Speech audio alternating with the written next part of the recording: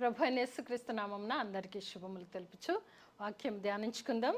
యెషయా గ్రంథము 40వ అధ్యాయము 8వ వచనం చదువుకుందాము. గడ్డి ఎండిపోవును, దాని పువ్వు వాడిపోవును, మన దేవుని వాక్యము నిత్యము నిలుచును. ఈరోజు మన అంశం కూడా నిత్యము నిలుచును. ఏమి నిలుస్తాయి? లోకంలో మనం చాలా చూస్తుంటాం, చాలా అంటే చాలా. మనకు గుర్తుండేవి కొన్ని, గుర్తు లేనివి కొన్ని, మన సృష్టి అంతా కూడా మనము గమనిస్తుంటాం, చాలా ఉన్నవి. అయితే వాక్యం ఏమని సెలవిస్తుంది అని అంటే, గడ్డి ఎండిపోవును, దాని పువ్వు వాడిపోవును, మన దేవుని వాక్యము నిత్యము నిలుచును. మనం తీసుకుంటున్నాము నిత్యము నిలుచున్నది ఏంటి అంటే దేవుని వాక్యం. మన దేవుడు వాక్యమై ఉన్న దేవుడు, ఆ దేవుని వాక్కు మాత్రము నిత్యము నిలుచును అని చూస్తుంటున్నాం. మనకు తెలుసు గడ్డి వాడిపోవును, గడ్డి ఎండిపోవును, దాని పువ్వు రాలిపోవును. అది మనకు తెలుసు. ఒక పువ్వు రాగానే మనం చాలా చక్కగా ఉంది ఆ పువ్వును చూసి ఎంతో సంబరపడిపోతాము. 2 రోజులు చూస్తాము, 3వ రోజుకి అది నెమ్మదిగా వాడిపోవడం జరుగుతుంది. ఇంకో 2 రోజుల లోపున అది రాలిపోవడము జరుగుతుంది. ఇదంతా చూస్తుంటాము, ఇది ఎప్పుడు జరుగుతున్నదే. మనము మొక్కలు కానీ అన్నీ చూసినప్పుడు, చెట్లు ఫలాలిచ్చు చెట్లు, ప్రతి చెట్టు కూడా ఫలాలతో నిండుగా ఉన్నప్పుడు భలే బాగుంటుంది. అది ఫొటోస్ తీసుకుంటాము, పెట్టుకుంటాము, చూస్తాము, సంతోషిస్తాము. కొన్నాళ్ళ తర్వాత అది ఎండిపోవును, దాని పువ్వు వాడిపోవును, ఆ తర్వాత రాలిపోవును. కానీ ఒకటి నిత్యము నిలిచినది ఏంటంటే, మనం 8వ వచనంలోనే చూస్తున్నాము, మన దేవుని వాక్యము నిత్యము నిలుచును. నిత్యము నిలిచేది నా చేతుల్లో భద్రపరచబడి ఉంది. ఈ నిత్యము నిలిచే వాక్యాన్ని మనం ఎంత శ్రద్ధ చూపుతున్నాము, ఈ వాక్యం పట్ల మనం ఏం ఆలోచిస్తున్నాం? ఎప్పుడైనా మనం ఆలోచించామా నిత్యము నిలిచేది ఏంటి? మనం అనుకుంటాం, మనం కట్టుకున్న ఇళ్ళే కావచ్చు, ఏదైనా ఇది నిత్యం ఉంటుంది అని అనుకోవచ్చు, కానీ మనం నిత్యం ఉండము. అవి ఉన్నా లేకపోయినా అది తర్వాత విషయం. కానీ దేవుని వాక్యము నిత్యము నిలిచినది దైవ వాక్యం. ఆ వాక్యము మనము నిత్యము నిలిచే వారము కాకపోయినప్పటికీ కూడా నిత్యము నిలిచినది మన చేతుల్లో దేవుడు పెట్టాడు. అంటే నిజంగానే ఈ వాక్యము మన చేతుల్లో కాదు, మన హృదయంలో భద్రపరుచుకుంటే మనం ధన్యులం. ఎందుకంటే దేవుని వాక్కు నిత్యము నిలిచే వాక్కుతో నీవు నేను ఉన్నట్లయితే ఆ దేవునితో కూడా మనము ఉన్నవారము అవుతాము. కనుక నిత్యం, ఈరోజు మన అంశం కూడా నిత్యము నిలిచినది ఏంటి అంటే దేవుని వాక్యము నిత్యము నిలుచును అని మనము చూస్తుంటున్నాం. అలాగే చూస్తే కీర్తనకారుడు కూడా 119వ కీర్తన 89వ వచనం చదువుదాము. 119వ కీర్తన 89వ వచనం. యెహోవా నీ వాక్యము ఆకాశమందు నిలకడగా ఉన్నది. యెహోవా నీ వాక్యము ఆకాశమందు నిలకడగా ఉన్నది అనగా, ఆకాశమందు కొన్నిసార్లు వాక్యంలో మనము చూస్తుంటాము ఏమని అంటే, దేవుడు ఆకాశము నుండి నిన్ను నన్ను తొంగి చూచే దేవుడు అని. అయితే ఇక్కడ దేవుని వాక్కు కూడా ఆకాశమందు నిలకడగా ఉందంట. అనగా కదలిక లేకుండా స్థిరంగా దేవుని వాక్యము నిత్యము నిలుచు వాక్యము కనుక నిలకడగా ఉంది అని మనం దైవవాక్యం చూస్తున్నాము. యెహోవా నీ వాక్యము ఆకాశమందు నిత్యము నిలకడగా ఉన్నది. కొద్ది రోజులు పోవడం కాదు. మనం చూస్తాం, చంద్రుడు 15 రోజులు వస్తాడు, చీకటి అమావాస్య కాలం అని చెప్తుంటాం. ఇవన్నీ కొన్ని వాటి క్రమము ప్రకారం అవి జరుగుతాయి. అన్నిటికీ ఒక క్రమం ఉన్నది. కానీ దేవుని వాక్కు క్రమం ఏంటంటే నిత్యము నిలిచినది. ఎందుకంటే నిన్ను నన్ను భద్రపరచడానికి, మన కొరకు నిత్యము నిలిచి చూచేది ఏంటంటే దైవ వాక్కు. ఆకాశమందు నీ వాక్యము నిత్యము నిలిచినది అనగా మన చేతుల్లో కూడా నిత్యము ఉండడానికే దేవుడు ఈ వాక్కును మన చేతుల్లో పెట్టాడు. కనుక మనం ఆకాశమందే ఉన్నది అని అనుకోవడానికి లేదు. నా చేతుల్లో ఉన్నది. ఆ చేతుల్లో ఉన్న దాన్ని మన హృదయములో పదిలపరుచుకుంటే అది చాలా సంతోషం. కనుక దేవా యెహోవా నీ వాక్యము ఆకాశమందు నిత్యము నిలకడగా ఉన్నది. దైవ వాక్కు ఆకాశమందు నిలకడగా ఉన్నది. మరి మన హృదయంలో ఎలా ఉన్నది? మనం ఆ వాక్కును నిలకడగా మన హృదయంలో పెట్టుకుంటున్నామా లేదా? ఎందు గురించి అంటే నిత్యము నిలిచినది దేవుని వాక్కు. ఆ నిత్యము నిలిచిన దేవుని వాక్యాన్ని మన హృదయంలో పదిలపరుచుకుంటున్నామా లేదా? అంతటను నిత్యము నిరంతరము నిలుచు వాక్యము నా చేతుల్లో ఉంది. ఆకాశమందు నిలకడగా ఉంది. మన హృదయంలో ఎలా ఉంది? కష్టం వచ్చిందా అప్పుడు మాత్రమే ఒక వాక్కును మన హృదయంలో పెట్టుకొని దేవా దేవా అంటున్నామా, లేదా నిత్యము ఆ వాక్కును మన హృదయాల్లో భద్రపరుచుకుంటున్నామా? ఈరోజు దేవుని వాక్యము నిత్యము మన హృదయాల్లో ఉండాలనే తండ్రి ఇష్టపడుతున్నాడు. తండ్రితో మనతో తండ్రి ఉండాలనే తండ్రి యొక్క ఇష్టమై ఉంటున్నది, చిత్తమై ఉంటున్నది. కనుక నిలకడగా ఉన్నటువంటి నిత్యము నిలిచినటువంటి ఆ వాక్కును మన హృదయాలలో కూడా పెట్టుకొని పదిలపరుచుకొని వాక్యానుసారమైన జీవితం జీవించాలని తండ్రి యొక్క కోరిక అయి ఉంటున్నది. ఇంకొక మాటను చూద్దాం మనము. మత్తయి సువార్త 5వ అధ్యాయము, మత్తయి సువార్త 5వ అధ్యాయము 18వ వచనము చదువుకుందాం. ఆకాశమును భూమియు గతించిపోయిననే గాని ధర్మశాస్త్రమంతయు నెరవేరు వరకు దాని నుండి ఒక పొల్లైనను ఒక సున్న అయినను తప్పిపోదని నిశ్చయముగా మీతో చెప్పుచున్నాను. ఇక్కడ మనం చూస్తే భూమి ఆకాశము గతించవచ్చు, కానీ దేవుని వాక్కు మాత్రము నిత్యము నిలిచినది. మనం అన్నీ చూసుకున్నట్లయితే ఆకాశము భూమి గురించి కూడా మాట్లాడుతుంటే ఈ మొక్కలు కానీ లేదా మనము కానీ కొంతకాలం ఈ లోకంలో మనం ఉండొచ్చు, కానీ నిత్యము నిరంతరము మనకు నిలకడగా ఉండేది ఏంటంటే దైవ వాక్కు.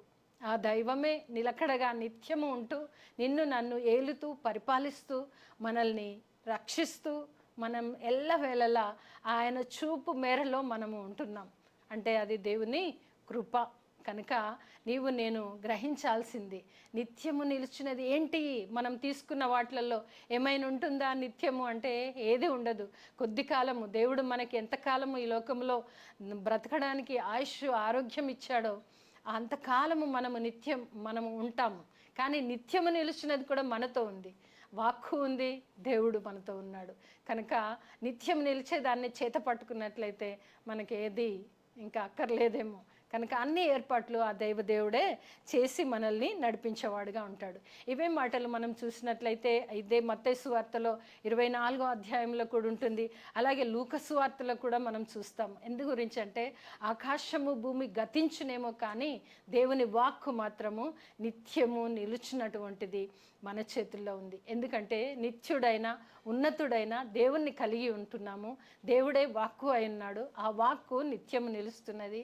ఆ వాక్కు ఆకాశమందు స్థిరముగా నిలకడగా ఉంది. మరి నా హృదయాలలో ఎలా ఉంది? కొద్ది కాలము మనకు అవసరం ఉన్నప్పుడే వాక్యం చదువుతూ వదిలిపెడుతున్నామా, లేదా వాక్కును హృదయంలో పదిలపరుచుకుంటున్నామా?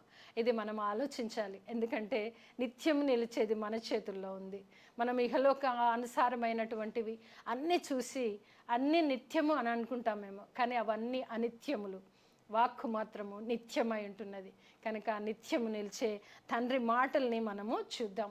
ఎందు గురించి అంటే అవి మనల్ని బ్రతికిస్తున్నవి. కనుక ఆ వాక్కులను నేను ఎల్లవేళలా తలపూసుకోవాలి. అలాగే చూస్తే పేతురు రాసిన మొదటి పత్రిక మొదటి అధ్యాయము 24వ వచనంలో కూడా మనం చూద్దాం. పేతురు రాసిన మొదటి పత్రిక మొదటి అధ్యాయము 24వ వచనం. సర్వ శరీరులు గడ్డిని పోలినవారు, వారి అందమంతయు గడ్డి పువ్వు వలె ఉన్నది. గడ్డి ఎండును, దాని పువ్వు రాలును, అయితే ప్రభు వాక్యము ఎల్లప్పుడూ నిలుచును. మరలా మనం చూస్తుంటున్నాం. అయితే మీకు ప్రకటింపబడిన సువార్త ఈ వాక్యమే. అదే మనం చూస్తున్నాము. ఈ వాక్కు నిత్యం నిలిచేది మనకు అందించబడుతున్నది. దినదినము వాక్కు మనకు అందించబడుతున్నది. మనం వింటున్నాము, విడిచిపెడుతున్నామా, పదిలపరుచుకుంటున్నామా? అందుకే మీకు అందించే వాక్యం ఏంటంటే, మీకు అందించబడేది ఏంటంటే నిత్యము నిలిచేది మీకు అందించబడుతున్నది. ఇక్కడ చక్కగా చెప్పారు. ఇంతకుముందు చూస్తే భూమి ఆకాశము మత్తయి సువార్తలోను లూకా సువార్తలోను చూసాం. కానీ ఇక్కడ పేతురు రాసిన పత్రికలో చూస్తే సర్వ శరీరులు గడ్డిని పోలిన వారు. సర్వ శరీరులు, భూమి ఆకాశం గురించి చెప్పారు. మరి సర్వ శరీరుల పరిస్థితి ఏంటి అని మనం ఆలోచిస్తే సర్వ శరీరులు గడ్డిని పోలినవారు. గడ్డిని మనం చూస్తాము, గడ్డి మీద నడుస్తాము, కొంచెం నీరు తగలినట్టయితే ఆ గడ్డి ఎండిపోతుంది, దాని పని అక్కడ అయిపోతుంది. మరి మన పరిస్థితి కూడా సర్వ శరీరులు గడ్డిని పోలినవారు, వారి అందమంతయు గడ్డి పువ్వు వలె ఉన్నది. నిజంగానే ఆ గడ్డి పువ్వులు ఎంత అందంగా ఉంటాయో, దేవుడు అంతకంటే అలంకరణ అందాన్ని మనుషులకు ఇచ్చాడు. అయితే మీరందరూ కూడా గడ్డి పువ్వుల వంటి అందాన్ని పోలినవారు అని చెబుతూ ఏమంటున్నారంటే, గడ్డి ఎండును దాని పువ్వు రాలును, అయితే ఇవన్నీ సమస్తము కూడా ఏమైపోతాయంటే ఒకనాడు లయమైపోతున్నది, కానీ నిత్యము నిలిచేది ఏంటంటే, అయితే ప్రభు వాక్యము ఎల్లప్పుడూ నిలుచును. మనము ఆరంభంలో చూస్తే నిత్యము నిలుచును అని చూసాము. మనం చూస్తే యెషయా గ్రంథములో నిత్యము నిలుచును అని చూసాము. కీర్తనకారుడు ఏమని రాశాడంటే, ఆకాశము నుండి ఆకాశమందు నీ వాక్యము నిలకడగా స్థిరముగా ఉన్నది అని చూసాము. పేతురు భక్తుడు ఇక్కడ రాస్తూ ఏమంటున్నాడు అనంటే, అయితే వాక్యము ఎల్లప్పుడూ నిలుచును. ఒక్కొక్కరు ఒక్కొక్క రకంగా దైవ వాక్కును ప్రకటించడం మనం చూస్తుంటున్నాము. వారి హృదయాంతరంగంలో నుండి దైవ ప్రేరణ వలన వచ్చినటువంటి వాక్కులు మనకు అందించబడుతున్నవి. మరి మన యొక్క పరిస్థితి ఎలా ఉన్నది? నిత్యము నిలిచే వాక్కు మీకు అందించబడుతుంది అని కూడా చెప్పడం చూస్తుంటున్నాం. నిజమే, నిత్యము నిలిచినదే దేవుడు మనకు అందిస్తున్నాడు. అన్నీ కూడా లయమైపోతున్నాయి, కానీ నిత్య జీవము కొరకు నిత్యము నిలిచే వాక్యము దేవుడు మనకు అందిస్తున్నాడు. కనుక నేను నిత్యము నిలిచినదే ఇచ్చాడు. ఏదో కొన్ని రోజులు ఉండేది దేవుడు మనకి ఇచ్చినప్పటికీ కూడా నిత్యము ఉండే దానిని వెంటాడి పట్టుకోండి అని నిత్యము నిలుచు వాక్యాన్ని మనకిచ్చాడు. అందుకే భక్తుడు రాస్తూ, అయితే ప్రభు వాక్యము ఎల్లప్పుడూ నిలుచును, మీకు ప్రకటింపబడుచున్న సువార్త ఈ వాక్యమే. ఎంతమంది వింటున్నాం, ఎంతమంది దైవ సేవకుల ద్వారా దేవుని పరిశుద్ధ లేఖనములో నుండి వస్తున్నటువంటి మర్మములు, దాగి ఉన్నటువంటివి వెలికి తీసి అందించబడుతున్నది సువార్త. అవి వింటున్నామా? నిత్యము నిలిచే వాక్కులను పట్టుకుంటున్నామా? అనిత్యములైనటువంటి ఈ లోకానుసారమైన మాటలను పెట్టుకొని మనము ఎలా ఉంటున్నాం అనేది ఒక్కసారి మనల్ని మనము పరిశీలించుకోవాలి. ఎందుకంటే దేవుని వాక్కు, నిత్యం ఉండే వాక్కు మరి ఏం చేస్తుంది మనల్ని అని మనం ఒక్కసారి ఇంకా చూసినట్లయితే, కీర్తనకారుడు రాస్తాడు 119వ కీర్తనలోనే మనము చాలా విషయాలు దాంట్లో ఉంటవి. 119వ కీర్తన 50వ వచనం చూద్దాం. ముందుగా 97వ వచనం చూద్దాం. నీ ధర్మశాస్త్రము నాకెంతో ప్రియముగానున్నది, దినమెల్లా నేను దానిని ధ్యానించుచున్నాను. ఎందుకు అంటే నిత్యము నిలుస్తున్నది కాబట్టి నీ ధర్మశాస్త్రం నాకెంతో ప్రియముగా ఉన్నది, దానిని దినమెల్లా ధ్యానించుచున్నాను. ఎందుకంటే నిత్యము నిలిచే వాక్కును భక్తులు చేతిలో పట్టుకున్నారు, హృదయాల్లో పదిలపరిచారు. అదే మనకు ఉపదేశిస్తూ దైవ ప్రేరణ వలన పరిశుద్ధ గ్రంథము మన చేతిలో ఇవ్వబడి ఉన్నది. అంతేకాకుండా నీ వాక్యములు నా జిహ్వకు ఎంతో మధురములు, అవి నా నోటికి తేనె కంటే తీపిగా ఉన్నాయి. దైవ వాక్కు ఎలా ఉంది అని అంటే తీపిగా ఉంది.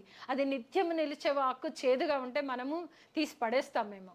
అందుకే తీపిగా ఉన్నది, నా జిహ్వకి ఎంతో మధురముగా ఉన్నది అని చూస్తాము. అంతేకాకుండా నీ వాక్యము నా పాదములకు దీపమై ఉన్నది. నిత్యము ఉండే వాక్కు, ఆ వాక్కు గురించి మనం ఎంత చెప్పుకున్నా మన జీవితమే సరిపోదు. కనుక నిత్యము నిలుచు వాక్కు అలా ఉంది. అలాగే చూస్తే 119వ కీర్తనలోనే మనం చూద్దాం, 50వ వచనం చదువుకుందాం ఒకసారి. నీ వాక్యము నన్ను బ్రతికించి ఉన్నది, నా బాధలలో ఇదే నాకు నెమ్మది కలిగించుచున్నది. దేవుని వాక్యము ఏం చేస్తున్నది అని అంటే, దినమెల్లా ధ్యానించే భక్తులకి ఆ పాదములకి దీపముగా ఉంటుంది, నోటికి మధురముగా ఉంటుంది, నోటికి తేనెగా ఉంటుంది, తీపిగా ఉంటుంది. అంతేకాదండి, ఏం చేస్తుందట, నీ వాక్యము నన్ను బ్రతికించి ఉన్నది. ఎలా బ్రతికిస్తున్నది, ఎందుకు బ్రతికిస్తున్నది, ఏ సమయంలో బ్రతికిస్తున్నది అని మనము గమనించినట్లయితే, నా బాధలలో ఇదే నాకు నెమ్మది కలిగిస్తున్నది. ఏది నెమ్మది కలిగిస్తుందంటే నిత్యము నిలిచే వాక్కు, నిలకడగా నిలిచే వాక్కు, స్థిరముగా ఉండే వాక్కు, మీకు ప్రకటింపబడుతున్న వాక్కు మనకేం చేస్తుందటంటే బ్రతికిస్తున్నది. అంతేకాదు బాధలలో నెమ్మదినిస్తున్నది. ఏంటి అంటే నిత్యము నిలిచే దైవ వాక్కు. ఆ దేవుడే మనతో ఉంటాడు. ఆ దేవుని వాక్యమైన దేవుడు మనకు వాక్కుగా వచ్చేసి మనల్ని మందలిస్తూ, మీకు ప్రకటింపబడుతున్న సువార్తనే ఈ వాక్కు అని మనము పేతురు పత్రికలో చూసాం. కనుక ఈ వాక్కు చేత ఎంతోమంది మేము బలపరచబడుతున్నాము, మందలించబడుతున్నాము, హెచ్చరించబడుతున్నాము. మరి వాక్కును విని విడిచిపెడుతున్నామా? స్థిరముగా, నిలకడగా, నిత్యము నిలిచే వాక్కును చేత పట్టుకొని హృదయాల్లో భద్రపరుచుకొని, దేవుడు నిరంతరము ఉండే దేవుడు కనుక ఆ దేవుడితో నడుస్తున్నామా? ఒక్కసారి మనల్ని మనము పరీక్షించుకోవాలి. ఎందుకంటే వాక్యము నిన్ను నన్ను బ్రతికిస్తుంది, బాధలలో నెమ్మదినిస్తుంది. నిరంతరము నిలిచే వాక్కు, నిత్యము నిలిచే వాక్కు మనకు నెమ్మదినిచ్చి బ్రతికించి ఇహలోకములో మనము నడుచుటకు కృప చూపుతున్నది దైవ వాక్యే. కనుక ఈరోజు వాక్యం విన్న ప్రతి ఒక్కరు కూడా నిత్యం నిలిచేది, నేను అనిత్యముల కొరకు పోరాడుతున్నానా, నిత్యము నిలుచు వాక్కును నేను తీసుకోవడానికి పోరాడుతున్నానా అని ఒకసారి మనం ఆలోచించుకొని, ఒకవేళ అనిత్యముల కొరకు మనము పోరాడినట్లయితే అవి విడిచిపెట్టి నిత్యము నిలుచు వాక్కును మన హృదయములో పదిలపరుచుకొని ఆ నిత్యుడైన తండ్రిని వెతికి వెంటాడి ఆయనతో నడిచే కృప దేవుని నుండి మనందరికీ కలుగునుగాక. ఆమేన్.